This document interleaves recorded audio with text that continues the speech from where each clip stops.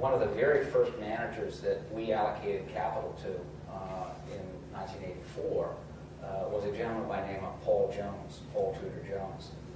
And Paul, who has become one of my closest friends, mentor, and I would argue the father of modern day hedge fund industry, was predicted the stock market crash. In fact, saw many parallels in 1987 to those that existed in the period 1929 leading up to the infamous stock market crash in 1929. And the parallels that he looked at were certain market psychology, a tremendous amount of speculation, the amount of financial leverage that was being used, and certain market technicals. So he was absolutely convinced that we were going to have a stock market crash.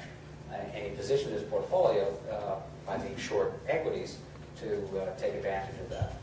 And lo and behold, he was right. So must be careful what you wish for. He was right. It was up over 200% in 1987. Obviously, it did incredibly well financially. He was very well known as the guy that not only predicted the stock market crash, but exploited the fact that the stock market went down. But as it relates to philanthropy, Paul called me the Tuesday after the crash and said that he was absolutely convinced that the analog that he had followed, where 87 looked just like 1929, was going to continue. And if it continued, my goodness, we're going to go into a depression. And I made all this money by being short.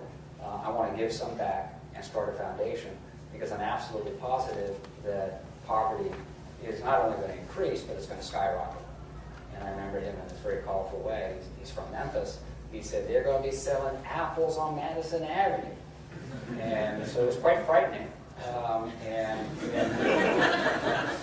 I said, what can I do to help? He said, help me start this foundation. We got to give back.